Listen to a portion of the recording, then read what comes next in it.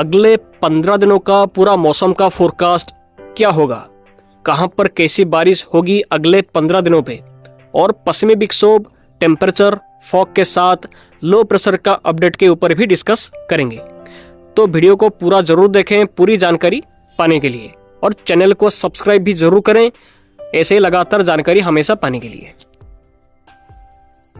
तो आज 14 जनवरी है और अभी का सैटेलाइट एनालिसिस के हिसाब से हम देख सकते हैं कि अभी एक और पश्चिमी विक्षोभ अफगानिस्तान और आसपास के पाकिस्तान के ऊपर एक्टिव है, और ये WD बहुत ही तेजी से पूर्व दिशा में आगे जाएगा, और कल से इसका असर पाकिस्तान के साथ उत्तर भारत और उत्तर पश्चिमी भारत के कई इलाकों में इसका असर पड़ सकता है, जिससे पहाड़ों में कल से बारिश और बर्फबारी इंक्रीज कर सकता है, और उत्तर पश्चिमी भारत के मैदानी राज्यों के कई इलाकों में बारिश के साथ ओलावृष्टि का एक्टिविटीज कल से इंक्रीज कर सकता है।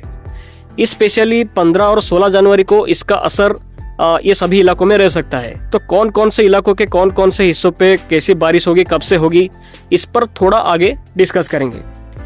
तो इसके साथ बे ऑफ बंगाल पे जो सर्कुलेशन एक्टिव था वो अभी नॉर्थ इंडियन ओशियन के लक्षद्वीप और साउथ श्रीलंका के आसपास में आ चुका है, और वहां पर ये एक्टिव है। और ये सर्कुलेशन का असर से श्रीलंका, तमिलनाडु, पुडुचेरी, कराईकाल, केरला और लक्षद्वीप के हिस्सों पे 14 जनवरी मतलब आज और 15 और 16 जनवरी को मॉडरेट टू हेवी रेनफॉल का एक्टिविटीज रह सकता है। और ईस्टर्ली विंड्स यानी कि पूर्वी हवाओं के चलते इसका असर से 18 जनवरी, 19 जनवरी, 20 जनवरी और 21 जनवरी को भी तमिलनाडु, पुडुचेरी, कराईकाल, केरला, कर्नाटका और श्रीलंका के हिस्सों पे मॉडरेट यानी कि मध्यम बारिश का एक्टिविटीज दिखाई दे सकता है। और निकोबार आइलैंड के हिस्सों पे 14, 15, 16, 17 और 18 जनवरी को मॉडरेट टू हेवी रेनफॉल का एक्टिविटीज दिखाई दे सकता है। और वेदर मॉडल्स के हिसाब से जनवरी 23 या 24 जनवरी के आसपास साउथ ईस्ट यानी कि दक्षिणी पूर्वी बंगाल की खाड़ी के ऊपर एक और सर्कुलेशन का फॉर्मेशन कर सकता है, जो कि मे भी एक लो प्रेशर का रूप यानी कि कम दबाव का रूप भी ले सकता है आगे जाके। लेकिन इस पर अभी भी कोई भी पिक्चर क्लियर नहीं हुआ है।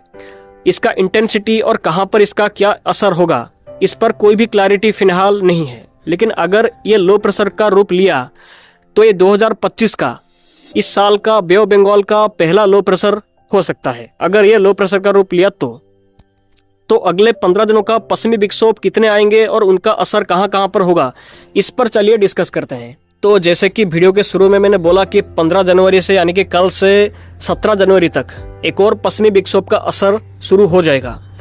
तो हम देख सकते हैं कि 15 जनवरी को पहले पाकिस्तान के उत्तरी और मध्य इलाकों के आइसोलेटेड प्लेसेस में कुछ हल्की बारिश और हल्की बर्फबारी हो सकता है, लेकिन इसका मेन इम्पैक्ट नॉर्थ इंडिया के साथ नॉर्थ वेस्ट इंडिया के ऊपर रह सकता है, खास करके 15 और 16 जनवरी को। और 15 जनवरी को और 16 जनवरी को पहले पूर्वी राजस्थान के हिस्सों पे यानी कि कल से 16 जनवरी के दौरान तक पहले पूर्वी राजस्थान के हिस्सों पे थंडरस्टॉर्म एक्टिविटीज के साथ बारिश और ओलावृष्टि का एक्टिविटीज दिखाई दे सकता है। खास करके जो पूर्वी राजस्थान का जो कोटा, भरतपुर, गंगापुर, अजमेर, उदयपुर, भिलवाड़ा, सिक्कर, टोंक, अलवार, झुलरापुटन, केलवाड़ा, हिंदौन, झलवार और इसके आसपास के इलाकों में थंडरस्टॉर्म के साथ बिजली गिरने की संभावना है, और हल्की से मध्यम लेवल का बारिश भी ओलावृष्टि के साथ हो सकता है 15 और 16 जनवरी को, मतलब कल और परसों।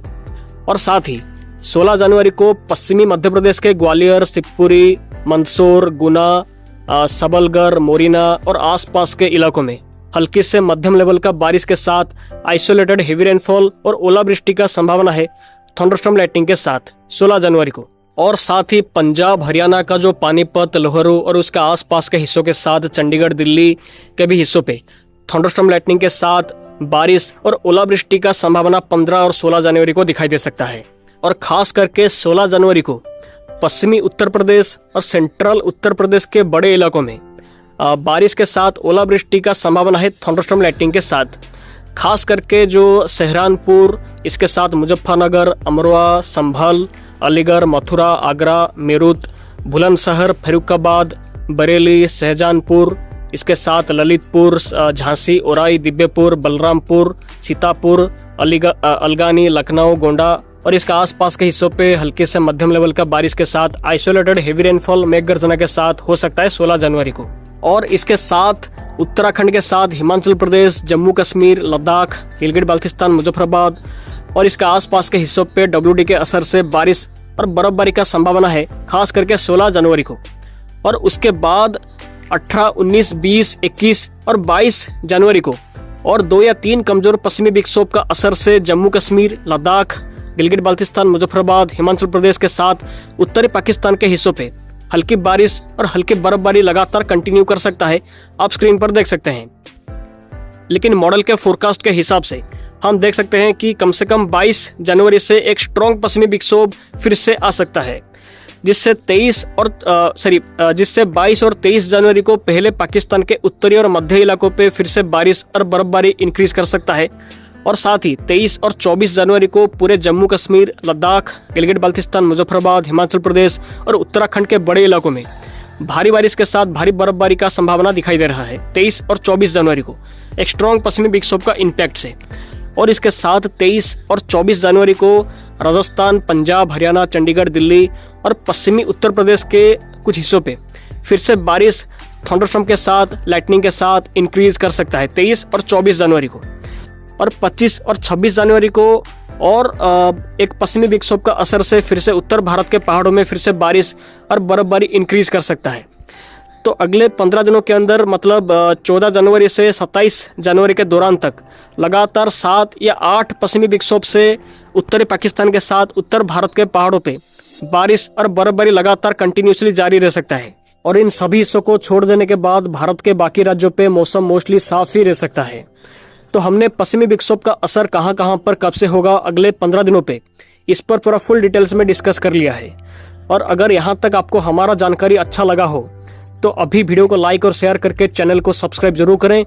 तो अब चलिए टेम्परेचर और फॉग के फोरकास्ट के बारे में डिस्कस करते हैं। तो अभी जम्मू कश्मीर, लद्दाख और आसपास के इलाकों में मिनिमम टेम्परेचर माइनस में कंटिन्यू कर रहा है। और इसके साथ हिमाचल प्रदेश पे 2 से 5 डिग्री सेल्सियस के बीच में मिनिमम टेम्परेचर कंटिन्यू कर रहा है। और उत्तर पश्चिमी भारत के साथ मध्य भारत के सभी राज्यों पे 6 से 12 डिग्री सेल्सियस के बीच में मिनिमम टेम्परेचर कंटिन्यू कर रहा है। और इसके साथ पूर्वी भारत, दक्षिणी भारत के साथ पश्चिमी भारत के सभी राज्यों पे मिनिमम टेम्परेचर 12 से 18 डिग्री सेल्सियस के बीच में रिकॉर्ड हो रहे हैं। और लोएस्ट टेम्परेचर कल 4.7 डिग्री सेल्सियस तक रिकॉर्ड किया गया था पंजाब के अमृतसर पे। तो उत्तर पश्चिमी भारत पे और मध्य भारत के राज्यों पे अगले 24 घंटे तक मिनिमम टेम्परेचर जैसा चल रहा है वैसा कंटिन्यू कर सकता है। लेकिन मोस्टली 15 जनवरी से मिनिमम टेम्परेचर फिर से बढ़ सकता है सेंट्रल और उत्तर पश्चिमी भारत के राज्यों पे 2 से 3 डिग्री सेल्सियस तक बारिश का संभावना रहने की वजह से। लेकिन 17 जनवरी से फिर से टेम्परेचर कम हो जाने की संभावना दिखाई दे रहा है। और 19 या 20 जनवरी से फिर से मिनिमम टेम्परेचर इंक्रीज कर सकता है 2 से 3 डिग्री सेल्सियस तक उत्तर पश्चिमी भारत और मध्य भारत के राज्यों पे। तो पूर्वी भारत पे अगले 7 दिनों तक मिनिमम टेम्परेचर पे कोई खास सिग्निफिकेंट चेंजेस होने की संभावना नहीं है। अभी जैसा चल रहा है वैसा ही कंटिन्यू कर सकता है। और पश्चिमी भारत के गुजरात और महाराष्ट्र पे मिनिमम टेम्परेचर इंक्रीज कर सकता है 2 से 4 डिग्री सेल्सियस तक 16 जनवरी से खास करके। और इसके साथ आज और 15 जनवरी को हिमाचल प्रदेश पे कोल्ड वेव की कंडीशन कंटिन्यू कर सकता है। और हरियाणा के साथ चंडीगढ़ के हिस्सों पे भी कोल्ड डे की कंडीशन आज और कल कंटिन्यू कर सकता है। तो फॉग के फोरकास्ट के बारे में बात करेंगे तो आज से 15 जनवरी तक पंजाब, हरियाणा, चंडीगढ़, दिल्ली, उत्तर प्रदेश, राजस्थान पे dense to very dense fog यानी कि घना से बहुत घना कोहरे का कंडीशन सुबह और रात के टाइम पर कंटिन्यू कर सकता है आज से 15 जनवरी के दौरान तक। लेकिन 16 जनवरी से फॉग का इंटेंसिटी थोड़ा सा कम हो सकता है। और इसके साथ आज से 20 जनवरी के दौरान तक मध्य प्रदेश, उड़ीसा, वेस्ट बंगाल, छत्तीसगढ़, राजस्थान, दिल्ली, उत्तर प्रदेश के कुछ कुछ पॉकेट्स में सुबह और रात के टाइम पर घना कोहरा कंटिन्यू कर सकता है। तो दोस्तों आज के वीडियो पे मैंने आपको पूरा कंप्लीट वेदर फोरकास्ट पर जानकारी दे दिया है।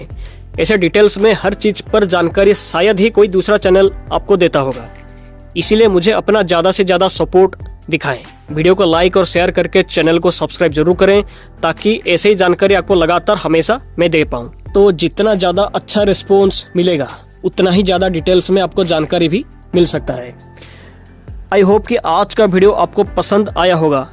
और फिर भी कोई सवाल अगर रह गया हो तो कमेंट बॉक्स खुला हुआ है, आप कुछ भी सवाल मुझसे पूछ सकते हैं। तो आज के वीडियो में इतना ही, फिर मिलते हैं अगले वीडियो में।